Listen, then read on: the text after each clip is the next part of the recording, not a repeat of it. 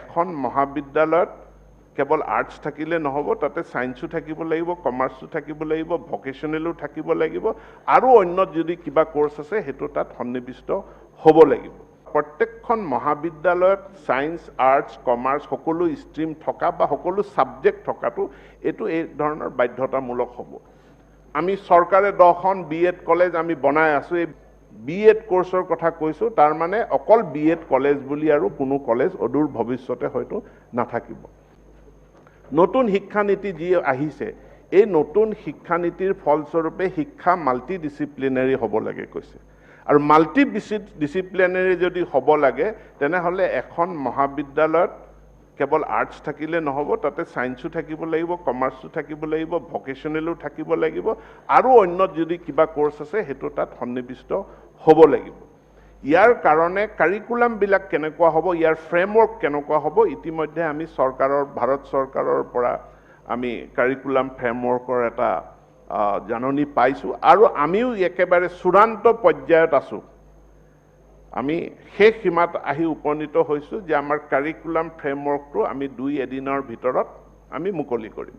Curriculum framework মুকলি কৰাৰ পাছত প্ৰত্যেকখন মহাবিদ্যালয়ত সায়েন্স, আৰ্টছ, কমাৰ্চ সকলো ষ্ট্ৰীম থকা বা সকলো ছাবজেক্ট থকাটো এইটো এই ধৰণৰ বাধ্যতামূলক হ'ব।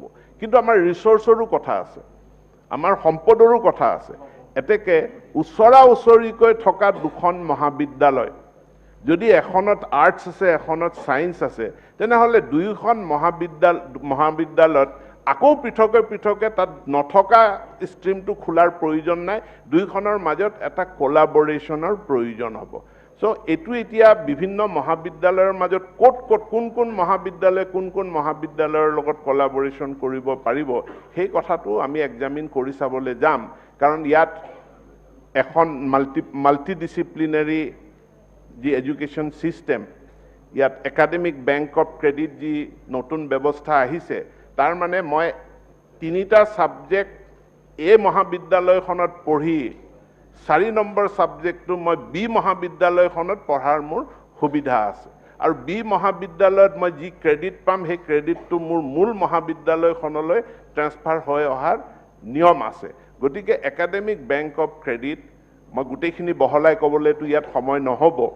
গতিকে ইয়াক প্ৰযোজ্য কৰি পেলাই আমি সকলো ছাত্ৰ ছাত্ৰীক সকলো বিষয়ত তেওঁলোকৰ অপশ্যন অনুযায়ী, তেওঁলোকৰ চইচ অনুযায়ী তেওঁলোকে যাতে শিক্ষাটো লাভ কৰিব পাৰে তাৰ ব্যৱস্থা কৰি দিয়াৰ কাৰণে আমি আগবাঢ়িছোঁ।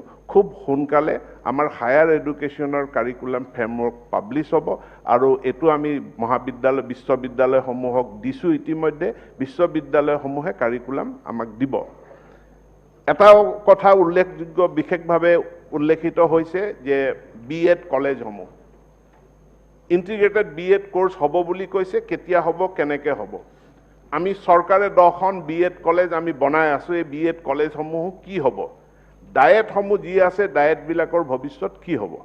যেতিয়া আমি ইণ্টিগ্ৰেটেড BEd কোৰ্চৰ কথা কৈছোঁ, তাৰ মানে অকল BEd কলেজ বুলি আৰু কোনো কলেজ অদূৰ ভৱিষ্যতে হয়তো নাথাকিব। এই BEd কলেজৰ ইয়াৰ কাৰিকুলাম কি হ'ব? টিচাৰ বুলি ক'লে টিচাৰৰ শিক্ষাৰ মানদণ্ড কি হ'ব? তাৰ কাৰণে নেশ্যনেল লেভেলত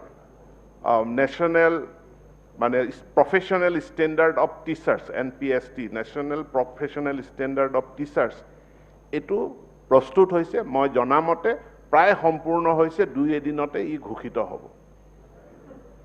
নতুন ইণ্টিগ্ৰেটেড BEd কোৰ্চৰ কাৰিকুলাম কি হ'ব NCERT প্ৰস্তুত কৰি আছে। মোৰ তাত থকা তথ্য মতে এই কাৰিকুলাম ফ্ৰেমৱৰ্কটো একেবাৰে শেষ পৰ্যায়ত আছে। এইটো 2 দিনতে ঘোষিত হ'ব।